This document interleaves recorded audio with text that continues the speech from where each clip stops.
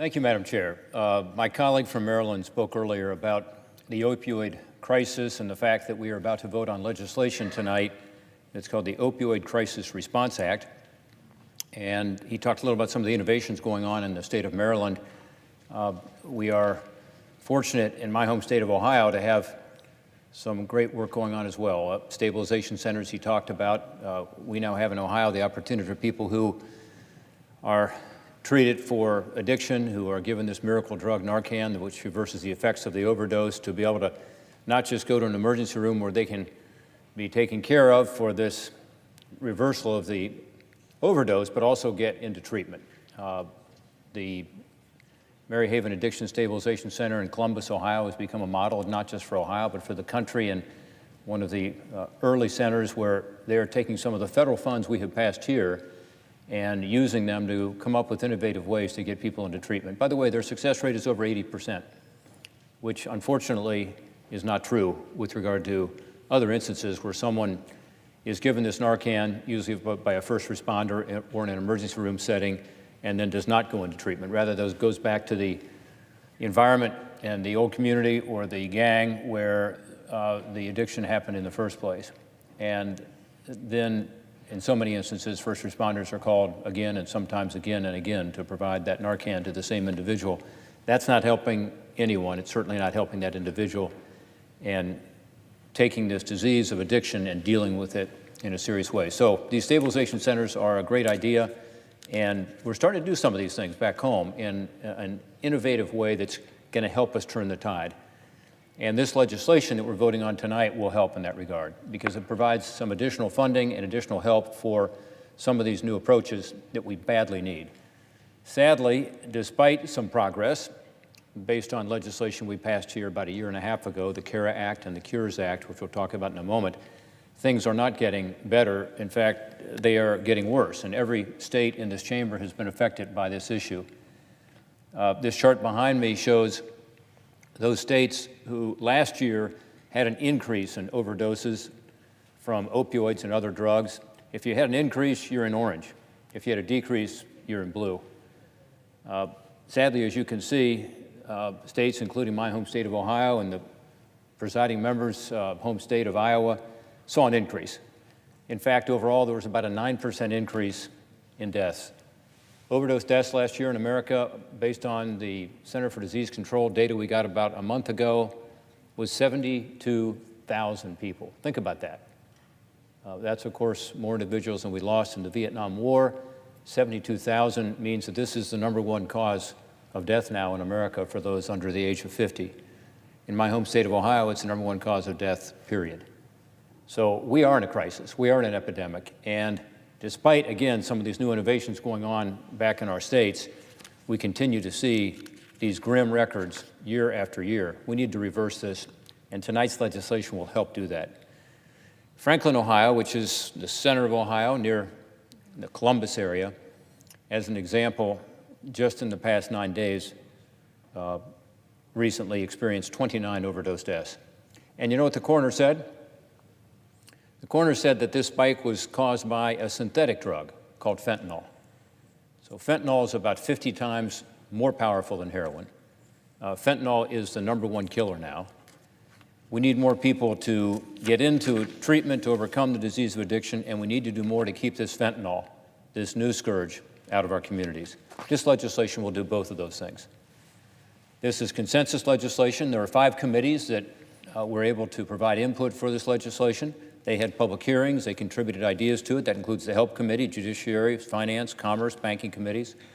I want to particularly applaud the Help Committee Chairman Lamar Alexander, because he pulled together all these ideas from these 4 or 5 different committees and helped us come up with this consensus package. I'd also like to thank Majority Leader McConnell and Democratic Leader Schumer for agreeing to bring this legislation to the floor tonight.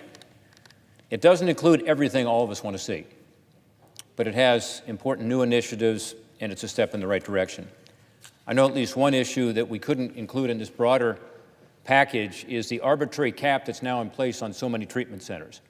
They're capped at 16 beds for Medicaid reimbursement, which is really a vestige of a previous policy to get people out of institutional care, mostly mental health focused, but it's having an effect now in this opioid crisis we talked about, because people who are ready to go, ready to get into treatment are told there's no room. This is for residential treatment. We have a solution to it. We'll introduce legislation on that tomorrow. We are told that in conference we can try to work something out because the House has legislation that addresses this. I appreciate Senator Alexander's willingness to do that. Senator Cardin, who was on the floor earlier tonight, talked about this. He's part of a group, a bipartisan group, that is putting our ideas out there to allow these good treatment centers to be able to take in more people without an arbitrary cap. This package builds on the two legislative projects I talked about earlier, the Comprehensive Addiction and Recovery Act and the 21st Century Cures legislation. The CARE legislation, the Comprehensive Addiction and Recovery Act, provides resources directly to evidence-based programs that are working: prevention, treatment, longer-term recovery, helping our first responders. The Cures legislation, 21st Cures, doesn't go straight to the groups, the organizations, the nonprofits. It goes to the states, and then the states decide how that money is spent. These laws, again, are beginning to make a difference in the people we represent, helping these communities to be able to push back and fight and try new things. Even before those bills passed, we got together, some of us here in this chamber, to talk about how do we ensure we have the adequate resources to be able to take on this issue. So also in our appropriations bills, these bills are being funded, in fact, above the amount that we had approved here or authorized. That's good. In about 2015, so just a few years ago, we began to see this fentanyl issue really rise up. In my home state of Ohio, by the summer of 2016, it had invaded our state at crisis levels. In 2014, we had 503 fentanyl overdose deaths. In 2015, that rose to over 1,000 deaths, 2,350 deaths last year. Fentanyl was responsible for more than half of those people who died of overdoses in my state and in the country last year. 2017, numbers are now coming in, and I'm hearing that it'll be about 2/3 of the deaths in Ohio, as we continue to hear numbers for this year, 2018. So this trend of increasing fentanyl overdoses rings true all around the country. Fentanyl overdoses nationally reached nearly 30,000 last year. That means they've increased by 850% just in the 4 years between 2013 and 2017. So between 2013 and 2017, we've seen an 850% increase in overdoses due to this one drug, the synthetic opioid, fentanyl. Here's a chart that talks about this a little bit.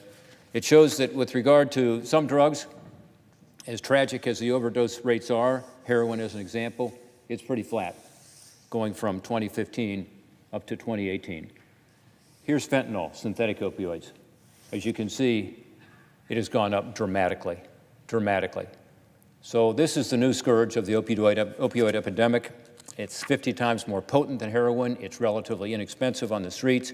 It's relatively accessible. As a result, many traffickers have turned to this. And in fact, fentanyl is being spread to other drugs. So heroin is being laced with fentanyl. Cocaine is being laced with fentanyl, even crystal meth. This increases the potency of those drugs, increases the chance of an addiction. And with the rise of fentanyl, of course, we're seeing more and more deaths because of its power. And we are also seeing that no street drug is safe from a potential overdose and a death.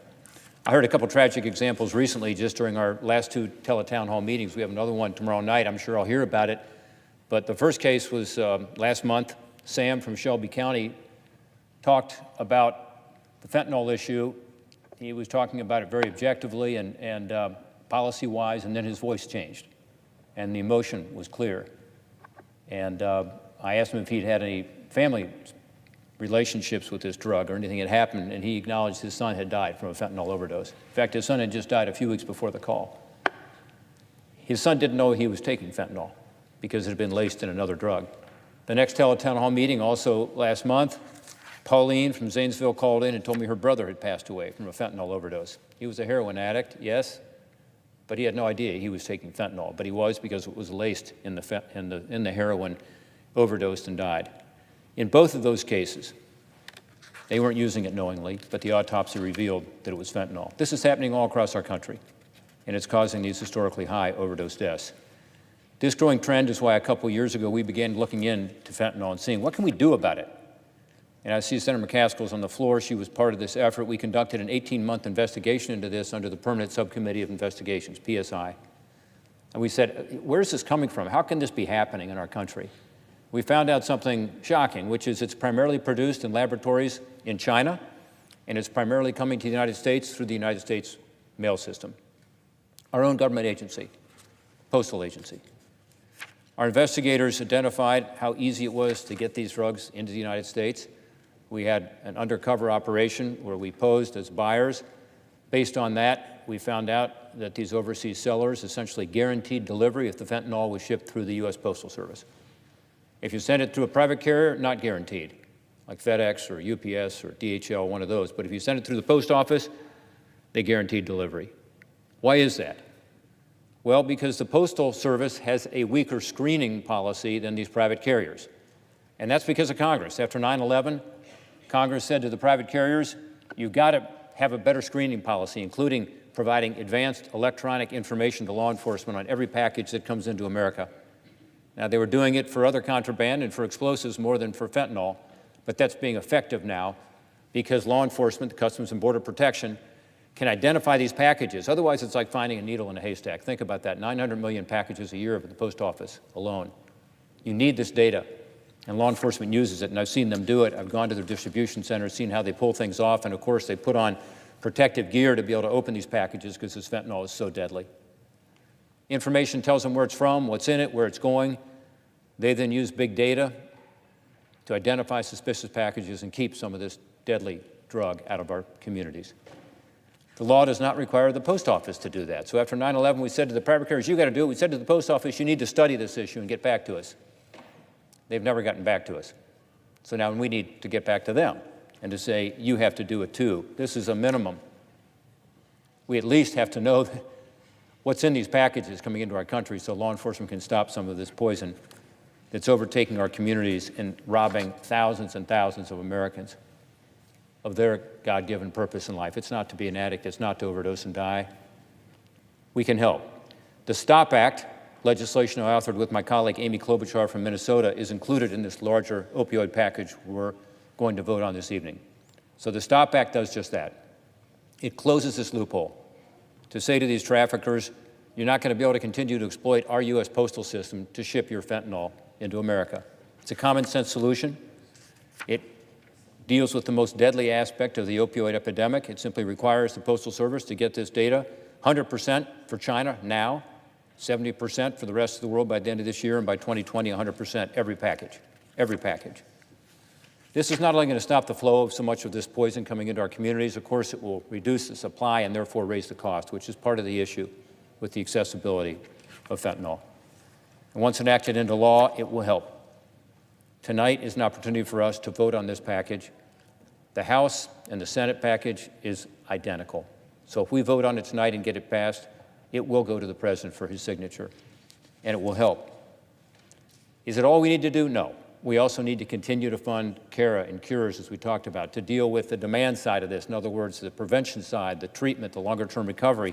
This legislation also has a number of initiatives in that area. Some were talked about earlier, others were not. It basically builds on the CARA 2.0 legislation that we introduced recently, which was the next step after the Comprehensive Addiction Recovery Act. One thing it has in this bill, for instance, from our CARA 2.0 is a national quality standard and best practices for recovery housing.